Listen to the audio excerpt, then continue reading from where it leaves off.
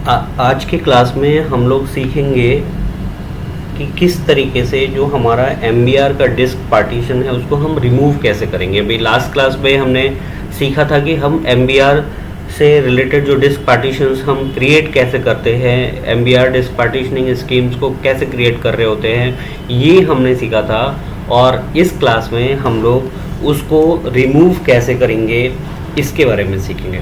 तो हम सबसे पहले, क्योंकि हमने इसको माउंट किया था, जो लास्ट हमने क्लास में हमने बताया था, पार्टीशन क्रिएट किया था। पार्टीशन क्रिएट करने के बाद उस पर हमने फाइल सिस्टम्स क्रिएट किया था। फाइल सिस्टम क्रिएट करने के बाद हमने उसको माउंट किया था और उसको जो हमारा पार्टीशन है अभी हम उसको देख करके बता रहे हैं कि आपका हम लोगों ने कौन सा पार्टीशन बनाया था। ये आपको एक बार देखना होगा। fdisk स्पेस -l कमांड से आप इसको देख सकते हैं। आपको याद है कि हमने जो पार्टीशन बनाया था वो //nvme0n1p7 के नेम से ये पार्टीशन था। इस पार्टीशन को हमने लास्ट क्लास में बनाया है। इसके अलावे आप df स्पेस -h से फिर से आप ये चेक कर ले कि क्या वो पार्टीशन अभी भी माउंटेड है P7। यस, अभी भी ये माउंटेड है। /dev/nvme0n1p7 आपको ये माउंटेड दिख रहा है। कहाँ दिख रहा है? /data1 पे। तो सबसे पहले अगर कोई फाइल सिस्टम माउंटेड है तो उस पार्टीशंस को हम रिमूव नहीं कर पाएंगे। वो पार्टीशन माउंटेड है, अगर वो फाइल सिस्टम अगर माउंटेड है तो हमें उसको रिमूव करने से पहले सबसे पहले हमें उसको यू माउंट करना पड़ेगा। तो यू माउंट दो तरीके से कर सकते हैं। एक, आप या तो डिवाइस का नेम लिख सकते हैं यू माउंट, आप लिख सकते हैं यू माउंट /dev/nvme0n1p7, ये हमारा डिस्क का नाम है। या तो हम ये लिख सकते हैं या फिर जो आपका माउंट पॉइंट का जो नेम है /data1 के नेम से उसके थ्रू कर सकते हैं। तो अभी के क्लास में हम आपको डिवाइस के नेम के थ्रू इसको यू माउंट करके बता रहे हैं और आगे के किसी दूसरे क्लास के दौरान जो दूसरा प्रैक्टिकल हम बता रहे होंगे उस समय हम आपको जो माउंटेड, जो हमारा माउंट पॉइंट है, जो हमारा डायरेक्टरी है जिस पे हमने माउंट किया हुआ, जैसे /data1 पे माउंट किया है, तो हम उससे माउंट उसको जो है यू माउंट कर सकते हैं। या इसी के स्टेप में हमें अभी आपको एक माउंट करके पहले यू माउंट करते हैं /dev/nvme0n1p7। तो इस वाले को हम जो है डिवाइस के नेम से इसको यू माउंट कर रहे हैं और ये देखिए यू माउंट कर दिया। अभी आपको यहाँ पर आप एक चीज़ देखिए, कमांड जब हम लोगों ने चलाया था उसके पहले ये आपको माउंटेड शो कर रहा था, बट अभी दोबारा से जब हम df स्पेस -h कमांड जब चलाएंगे तो अब आप देखेंगे कि ये P7 अब आपको यहाँ पर शो नहीं कर रहा है।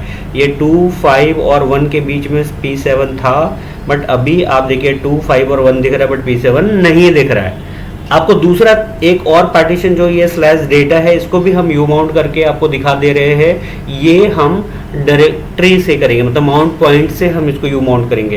तो यू माउंट स्पेस /data ये करके हमने एंटर किया। अभी अगर आप df स्पेस -h करेंगे तो ये भी जो फाइल सिस्टम है, ये भी जो पार्टीशन है अब आपको शो नहीं कर रहा है। आप देखिए यहाँ पर आपको P5 शो कर रहा था, ये P5 यहाँ पर था, लेकिन जब हमने यू माउंट /data चलाया अब आप देखिए यहाँ पर कहीं पर भी P5 शो नहीं कर रहा है। यानी कि आपको जब यू माउंट करना होगा, यू माउंट का मतलब यू माउंट कमांड है, हम अनमाउंट कर रहे हैं जिस पार्टीशन को हमने डायरेक्टरी ट्री के साथ कनेक्ट किया था, वहाँ से उसको एक्सेसिबल बनाया था, उस पार्टीशन को हम लोग यू माउंट कर रहे हैं। मतलब ये पार्टीशन अवेलेबल है बट हम उसके अंदर जो भी हम फाइल बनाए हैं वो हमें दिखेगा नहीं।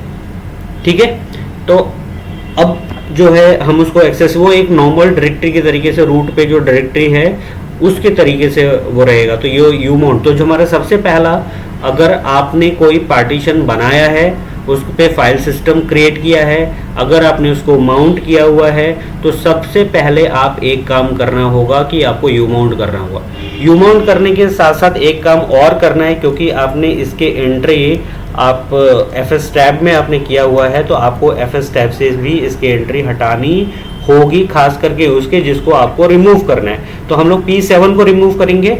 तो अभी हम इस पे आते हैं, या यहाँ पे अभी हम कमांड मोड में ही और कमांड ही चलाना है। तो हम डबल डी 2 बार DD प्रेस करेंगे तो ये लाइन रिमूव हो जाएगा।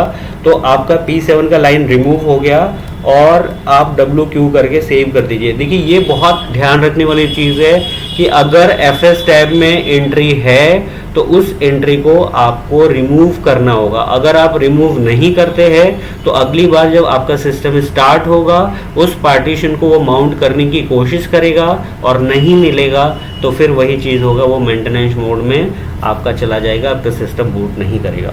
तो इस बात को पूरा ध्यान रखना है। आप पहले तो यू माउंट करिए, यू माउंट करने के बाद FS टैब से उसकी एंट्री आप हटा दीजिए। आप पहले भी FS टैब से एंट्री हटा सकते हैं और बाद में यू माउंट कर सकते हैं, लेकिन अगर आपको मान लीजिए आपने यू माउंट कर लिया है और लेकिन आपको भूलना नहीं है, आपको /etc/FS टैब से भी एंट्री आपको रिमूव करनी है, उसको हटाना है। ये बहुत ज़रूरी स्टेप है। इसके बाद आप क्या करेंगे, fdisk चलाएंगे और fdisk के साथ जो आपका डिस्क का नेम था, आपको मालूम है कि डिस्क नेम क्या था, /dev/NVMe0N1, ये हमारा डिस्क का नाम है। अब P7, P2, P5 ये आपका पार्टीशन नेम है, बट हम डिस्क नेम से ही इसको चला रहे होते हैं। इसके सामने fdisk कमांड के सामने जो हम आर्गुमेंट देंगे, जो हमारा आर्गुमेंट होगा वो डिवाइस का नेम होगा।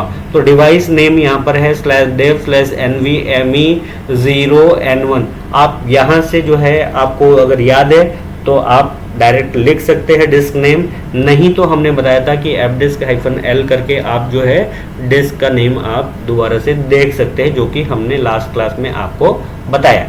तो अभी हम लोग एंटर करते हैं। ये देखिए आप आ गए इंटरेक्टिव मोड में। जो आपका fdisk का जो इंटरेक्टिव मोड है, इस कमांड को हम यहाँ पर आ गए। M से हमने आपको बताया था ये हेल्प मिल जाता है। लास्ट में हमने आपको डिलीट द पार्टीशन का हमने ऑप्शन बताया था क्या होता है।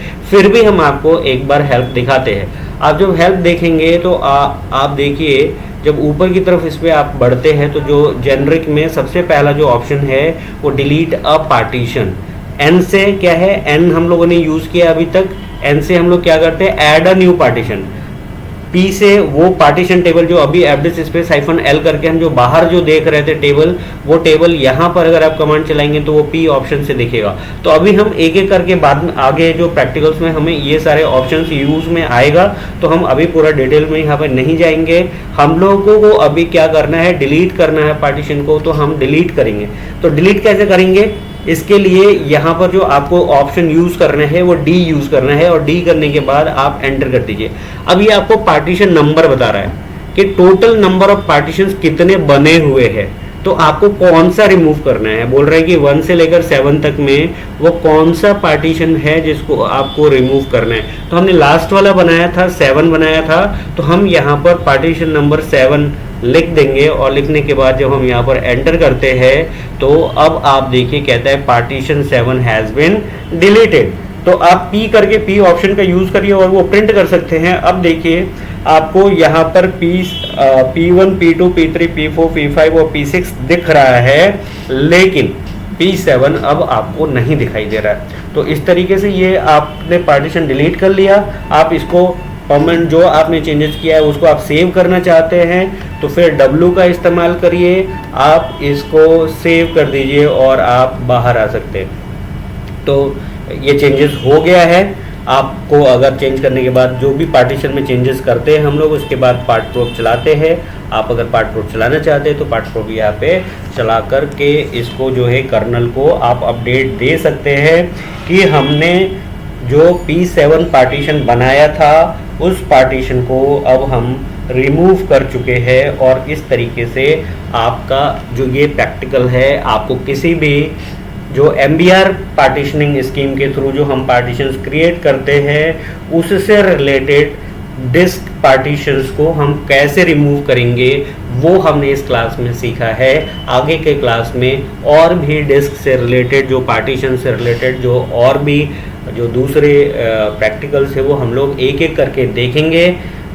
इस क्लास में इतना ही, मिलते हैं फिर से अगले आपको क्लास में, और वहाँ पर आप सीखेंगे फिर डिस्क पार्टीशनिंग से रिलेटेड कुछ नया।